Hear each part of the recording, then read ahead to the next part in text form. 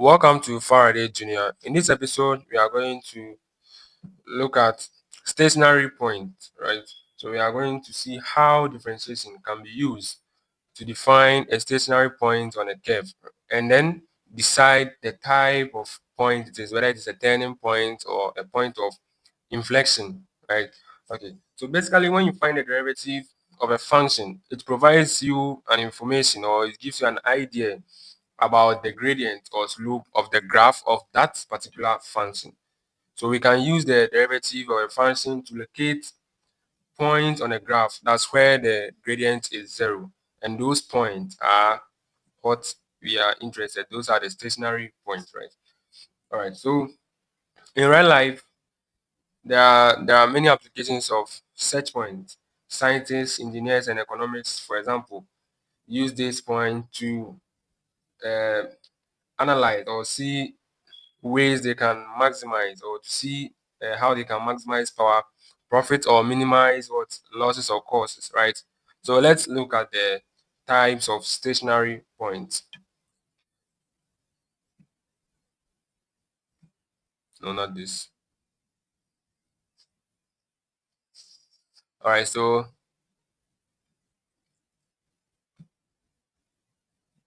let me put this somewhere. We talk about. All right, so these are the type of points we have. This is a turning point. This is a turning point. So turning point. This is also a turning point. But this is a minimum turning point as seen here, and this is a maximum turning point. So at this point where the curve goes flat, right, the gradient there is 0. So that point is a stationary point and it is a minimum turning point, and this is a maximum turning point, and this is a point of inflection, right? So these are the types of stationary points we have. All right. So when you take the derivative, right, when you take the derivative of a function, as I said earlier, it gives us idea of how the it gives us idea about the slope. It gives us idea about the slope or the gradient of the function. So when you take the derivative of a function, right, you equate it to 0, and then you can use that to find your stationary point. But to know the type of point it is, you have to find the second derivative of that function. So when you find the second derivative and then it is greater than 0, right? So let's say second derivative. When it is greater than 0, then we can say it is a minimum, right? Minimum. When it's greater than 0, that's when you have a positive number. When you have a positive number, it means that this is a minimum turning point, right? And then when you find the second derivative and then it is less than 0, when you get a negative number, right, then we can say we have a maximum turning point, right? When you have a negative number, it is maximum. So when you have a positive number, when you find the second derivative and you have a positive number, it means that it is a minimum turning point. And when you have a negative number, it is a maximum turning point. And then when it is equal to 0, it means that it can be a maximum, it can be a minimum, or it can be a point of inflection. So when you have a 0, it means that it can be any of these three, right? It can be any of these three. So you have to differentiate again to, you have to find the third derivative, right? When you find the third derivative and then it is not equal to 0, and then it is not equal to 0, then it means that it is a point of inflection. It's a point of inflection. So these are the conditions we can use to determine the type of stationary point for any given function, right? So let's look at the graph here. Let's look at the graph here. Sorry. All right, so let's consider this graph. You can see that within the interval 1 to 2, right? From 1 to 2, you can see uh, we had the maximum point here at 2, right? And then we had the minimum point at 3, and then we have the maximum point again at maximum turning point again at 4, right? So this means that the curve has its maximum values at 2 and then 4. So it has its maximum values at 2 and 4. Let me use different color. So it has its maximum values at here 2 and 4, right? And then 8 minimum values here, right? So from the graph, you can see that f takes on its maximum value at 2 and 4, and the points will now be, the points are, so x is 2, so the points will be 2, and then f of 2. So these are the points at which the graph takes its maximum values, and then 4, and then f of 4, right? And then it takes its minimum value at point 3, right? So that will be 3, and then f of 3. So this basically the explanation of this graph, right? So let's take examples under this and let's see how we can solve them. When you are given a function and you have to find the stationary point and then determine the type of point it is, right? All right, so let's take this example. For instance, you have y to be equal to x squared minus 4x plus 2, right? So you have to find the stationary point and determine the type, right? So what do we do? What do we do? We first differentiate, right? So that we will have a fair idea of how the slope of this function is, right? So dy over dx is going to give us 2x minus 4, right? And we know that for stationary points, always dy over dx is equal to 0. So let's equate this to 0. So we are going to have 2x minus 4 to be equal to 0. And we are going to have x to be equal to, so 4 will go, and then we divide by 2. So s is going to give us 2, right? But we don't want the value of x, we want the point, right? We want the point. So we are going to substitute this into our original equation to find the value of y, right? Remember on the graph, the point, we stated it as this, right? The corresponding value of when x is equal to 2. So that's here.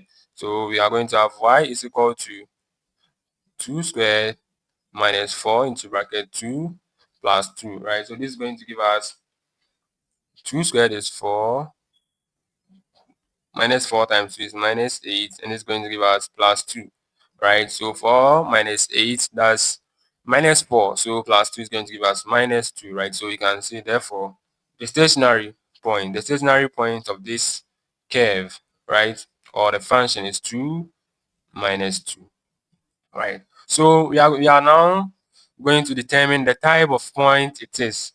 We are going to determine the type of point this function is having, right? So what do? We find the second derivative of this function. So we already have the first derivative here. So we find the second derivative. So the second derivative is going to give us, so when you differentiate 2x, what do we get? We get 2, right? All right. So this is a positive number. And remember, yeah, I said when you find the second derivative and you have a positive number, it means that it is a minimum turning point, right? So this implies that our curve or our function has a minimum. So you can say, therefore, the turning point is a minimum point, or must be minimum, right? It's a minimum point, right? So that's that for this. Let's take another example. Let's take another example. Okay, so we have y to be equal to x cubed minus 3x squared plus 4, right? So we have to find the stationary point and then determine the type of point it's having. All right, so what do? We first differentiate it. So dy over the x is going to give us, so here we are going to have what? 3x squared. And you are going to have minus 6x, right? And then when you differentiate 4, you are going to get 0. So that's going to go out. So this is what we are having. So we equate this to 0 to find the point, right? So equating this to 0, let's do it this way. Let's factorize 3x out. And we are going to have x minus 2, right? X minus 2. So this is equal to 0. So let's find the point. So we take each of the functions. So this, let us, we have two functions. So we take each and equate it to 0. So 3x is equal to 0. So we are going to have x to be equal to 0. And when we have x minus 2 to be equal to 0, we are going to have x is equal to 2. Right? So we are going to find their corresponding y values. So when x equals 0, y is going to be equal to, so we substitute that into our original equation, right? So we're going to have 0 to the power 3 minus 3 to the power 0 squared plus 4. We're going to have 0, 0, 0, and it's going to give us 4, right? And when you substitute 2, so when x is equal to 2, what do we get for y? We're going to have y is equal to 2 to the power 3 minus 3, 2 squared plus 4, right? So this is going to give us 2 to the power 3 is 16, right? We're going to have 2 times 2 times 2, 2, 2, 4, 4 times 2. So sorry, it's 8 minus 2 squared 4. 4 times 3, that's 12. So plus 4, right? So 8 minus 12 is minus 4. Minus 4 plus 4 is 0. So I'm going to have 0. So now we can say our points are when x is equal to 0, y is 4. And when x is 2, y is 0. So our points are 0, 4, and 2, 0. So these are our points, right? So now what do? We are going to find the second derivative so that we use that to determine whether our point, sorry, to determine the type of point we are having, right? So finding the second derivative of this function is going to give us, so dy over the x, so sorry, the second derivative. So this is going to give us, when you differentiate 3x squared, we are going to have 6x. And when you differentiate 6x, we are going to have 6. So 6x minus 6, right? All right, so this looks a bit different from the first example. The first example gave us the value right away. When we differentiated it, we had 2 right away. The second derivative gave us 2 right away. So we're able to conclude right from there. But looking at this, it gave us another function. We still have x in it, right? So we have to substitute the values of x in it so that we determine, that's going to determine whether the answer, when you substitute the value of the values of x in it, the value you are going to get will determine the type of point we have. So for x, our x value, we had s equals 0 and x equals 2. So these are the values we are going to. So when x is equal to 0, the second derivative of the x gives us 6 into bracket 0 minus 6. So this gives us minus 6, right? And this is a negative number. And you remember, when we have a negative number, it implies that the point is a maximum turning point, right? So it's a maximum turning point. You remember from here. I like referring you back so that we confirm we are on track. So I said it right here. When you have a negative number, it means that your point is a maximum point. And when you have a positive number, it means that it's a minimum point. All right, so let's go back. Let's go back to our question. All right, so when x is equal to 2. We are going to have our second derivative to be equal to 6 bracket 2 minus 6. We are going to have 12 minus 6, and that's positive 6. We have a positive number, so we can say this is a minimum turning point, right? So we can now conclude that our point 0, 4, right? This is a maximum point, maximum turning point, and then our point 20 is a minimum turning point. So that's it for stationary point. See you in our next episode.